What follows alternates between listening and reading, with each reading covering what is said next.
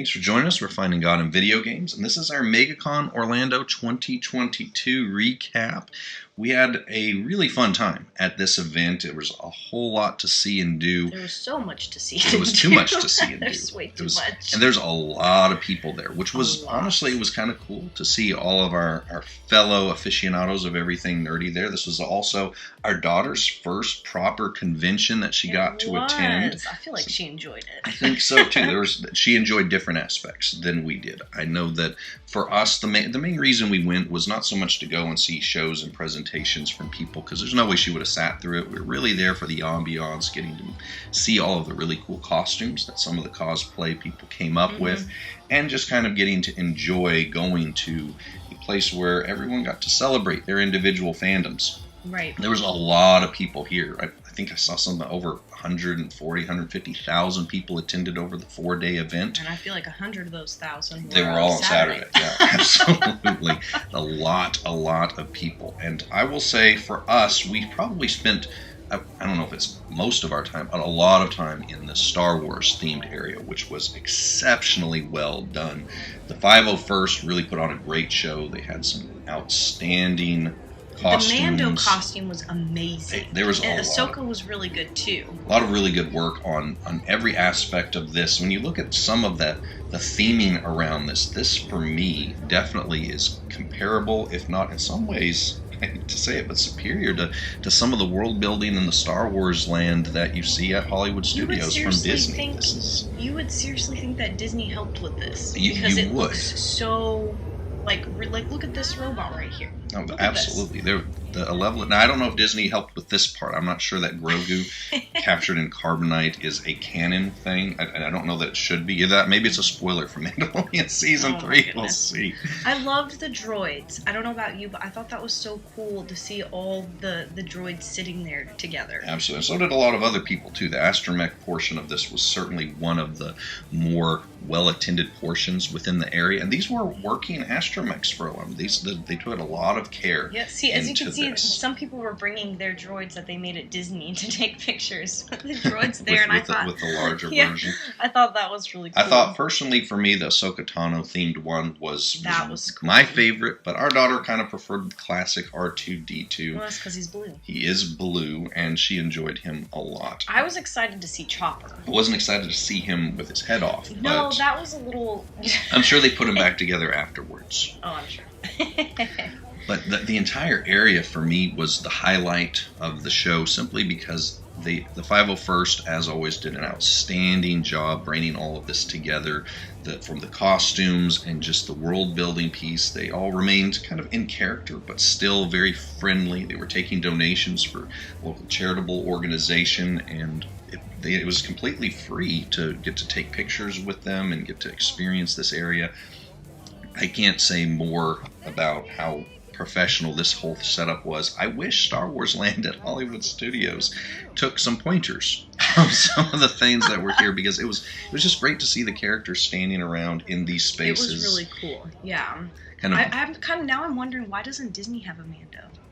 I mean, they were able to do it. Well, I kind of wish they would kind of separate and create a little area for this, or cool. The droids that are sitting there that you can play around with and such. But definitely huge props to the 501st. They made this a very, very cool area. Definitely understood the assignment, and I think that the level of care and how look at everything from the props to the little encampment that they had, the little bar cantina area that they had set up. The bar was so cute with all the flags and everything, and they had like these little milks, the blue milk and the green milk just sitting there, which I thought was a really cute touch.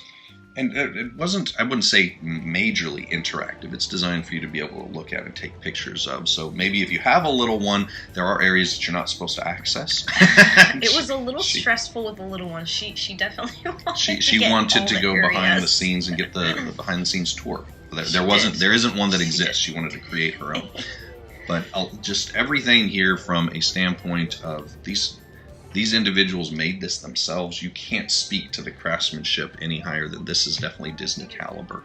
But that wasn't the only thing there. There was a whole lot going on. As a matter of fact, too much going on. You could not get it all done everything. in a day. You could not get it done in There a was, day. people speaking in different rooms. You had music things happening. You had meetups that were occurring.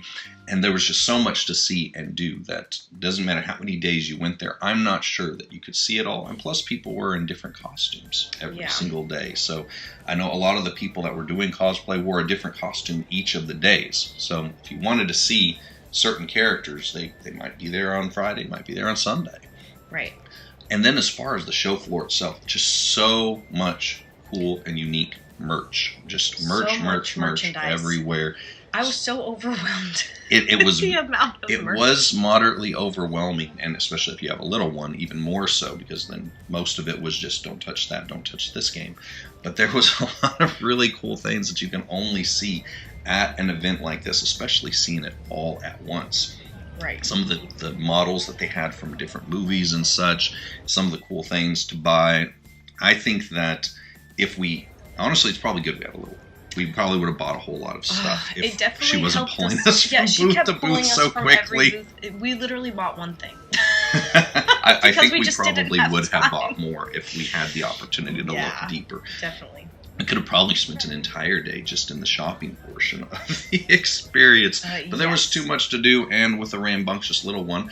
The good news is there was a whole area for families and kids to play in. Obviously, before we had a baby, we never really paid attention No, to the I would never areas. have gone to that room.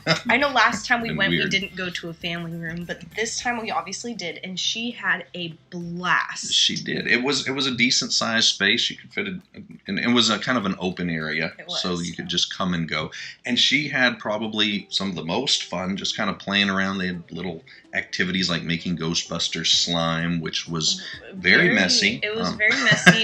My hands turned green afterwards. They did. Well, it definitely was. It was Ghostbuster slime. I'll give it that. It was meant to get messy and slimy everywhere, but she really enjoyed that. And there was a lot of little activities for the younger set. I liked all the coloring stations that they had, and the fact that they could color on literally anything that they had there. And they had a lot of crafts and activities, even for older kids. And then the Lego area, which for kids of all ages. Oh, she wanted to stay there all day. She probably I'm pretty sure would we have spent stayed a good hour in there, if I'm being honest. And this was sponsored by a Lego group from Florida, and they had some really, really great models. Definitely some outstanding Star Wars themed stuff, Harry Potter stuff. Pretty much everything you could tap into from a nerd culture standpoint. They had all of these really fun displays that they had put together. Is it lame for me to say that I wanted to play with all of them? Well, they had people preventing that. I know. But honestly, the star of the show for our little one was this Whatnot. I don't even know what Whatnot is. I don't know, but we sure did have a fun time trying to win a prize here. There was a lot of people gathering there too for like photo spots and such. Mm-hmm.